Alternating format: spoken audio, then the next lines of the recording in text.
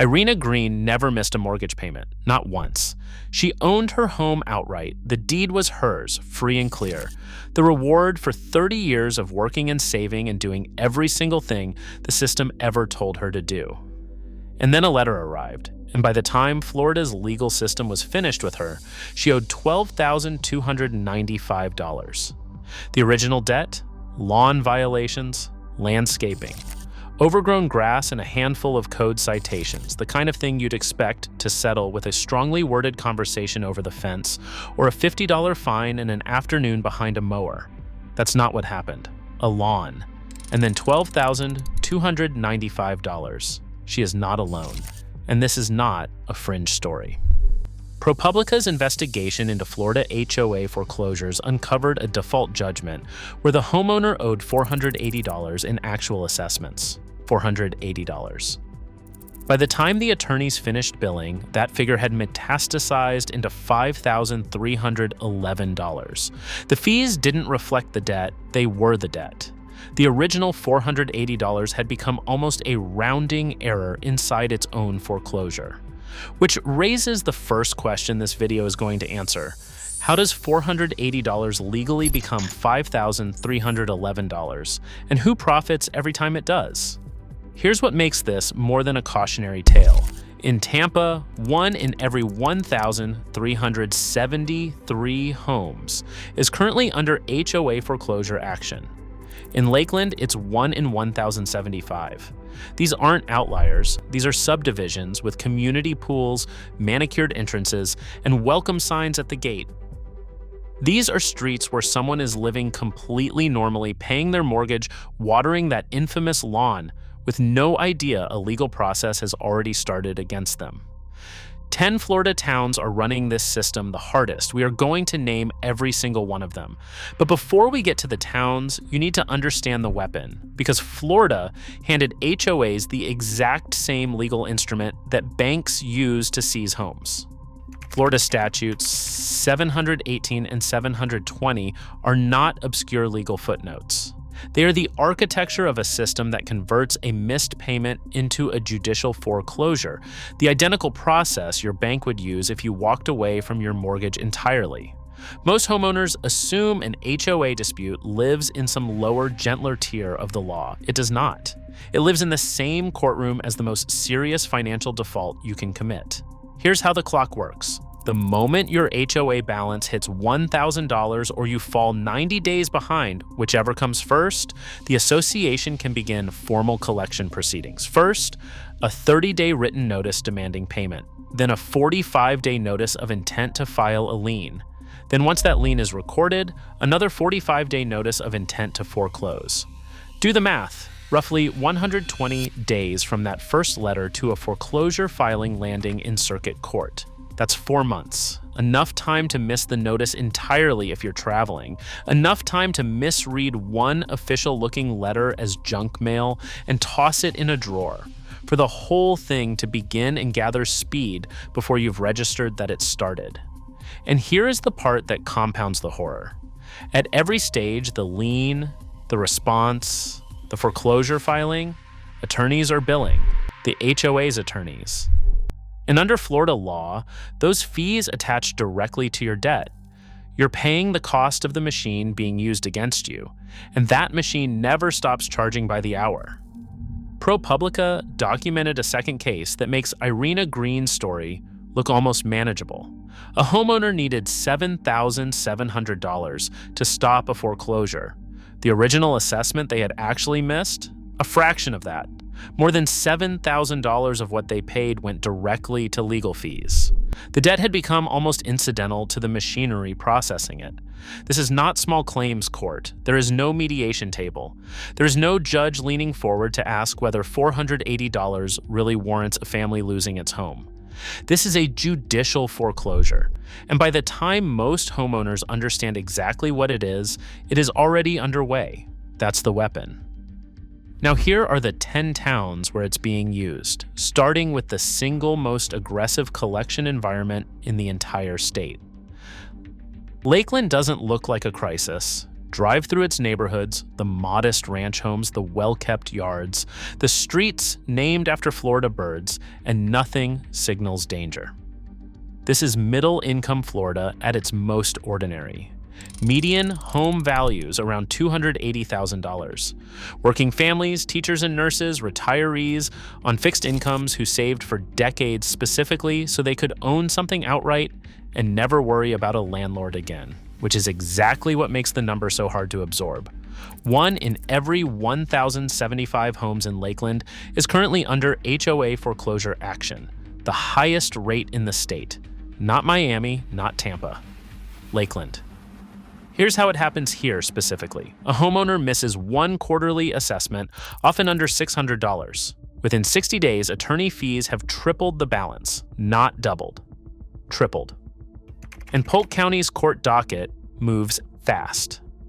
Where some counties give homeowners months of procedural breathing room simply because the courts are backed up, Polk compresses that window. By the time a certified letter finally gets noticed, the lien is already recorded and the response deadline is already shrinking. In Lakeland, the math works against you faster than anywhere else in Florida. One missed quarter, 60 days, 3 times the debt. But Lakeland leads in rate. For sheer volume, the raw number of homes being fed through the machine, you have to go south. Tampa is where volume lives. Hillsborough County processes more HOA foreclosure actions in absolute terms than anywhere else in the Tampa Bay region. 1 in every 1,373 homes currently caught somewhere in that machinery.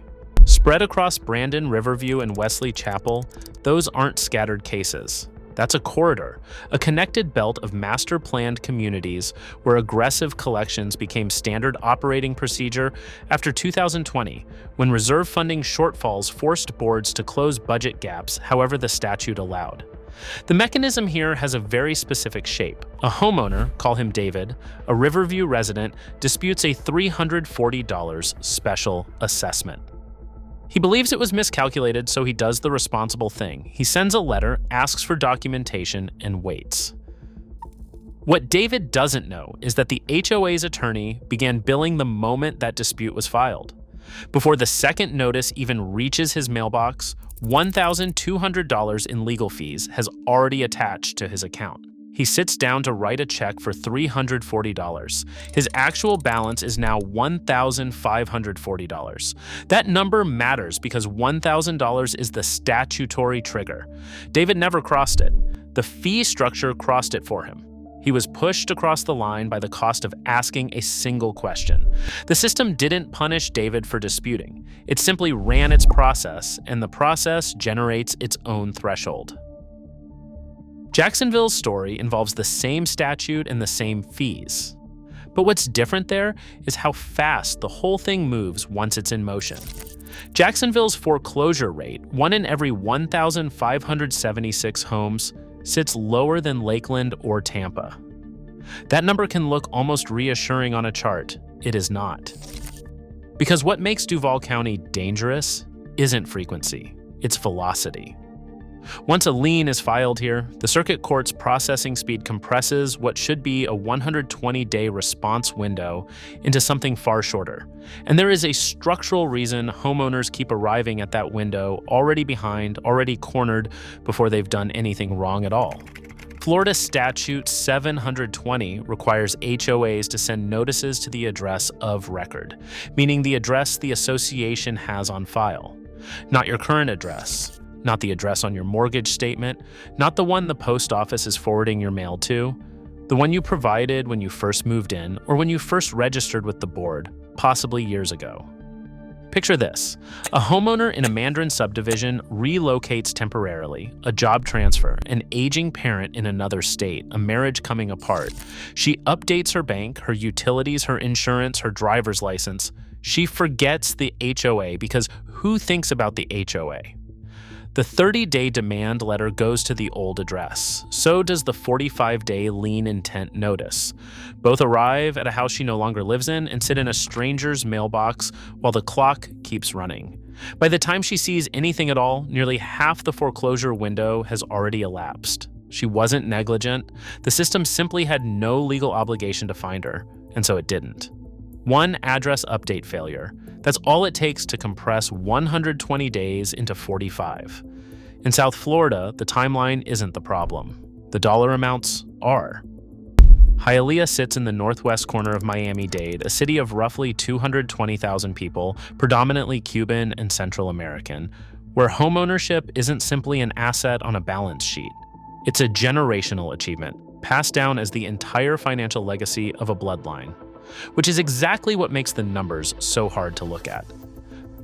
Miami-Dade and Broward together account for a disproportionate share of Florida's total HOA foreclosure filings. And in Hialeah specifically, the exposure is double, literally, because so much of the housing stock converted from rental to condo after 2005. That conversion means residents now live under both Chapter 718 Condo Association Authority and Chapter 720 HOA Authority at the same time. Two separate legal entities, two separate fee structures, two separate sets of attorneys, each billing the moment you fall behind on its particular slice of what you owe. A homeowner here can be fighting two foreclosures on two clocks under two statutes for the same house. In Miramar, just over the line in Broward County, the mechanism is different, but the damage rhymes. After back-to-back hurricane seasons, insurance surcharges slammed into Broward's HOA reserve funds, and boards passed special assessments to cover the shortfall. In documented cases across Miramar, annual fees spiked 40 to 60% within a single fiscal year. A homeowner who had carefully budgeted $4,200 in annual fees suddenly owed $6,500. People who hadn't missed a payment in 15 years became delinquent within months because the number changed faster than their income ever could. If your family owns property anywhere in South Florida, what did your HOA FE look like after the last major storm season? Drop that figure in the comments, because Central Florida's problem isn't sudden fee spikes at all. Those communities were designed this way from the very beginning. Kissimmee and Deltona were both built on a promise. Buy in early, lock in a low HOA fee, and spend your retirement in a master-planned community where someone else handles the landscaping, the streetlights, and the front gate. That promise was written into covenants drafted in the 1990s and early 2000s, and buried in the fine print of those covenants was a flaw that nobody sat anyone down to explain at closing. In Kissimmee, the trigger was AIR-B&B. When Osceola County tightened short-term rental regulations after 2019, HOA boards in these tourist corridor communities suddenly had enforcement authority they had almost never exercised at scale.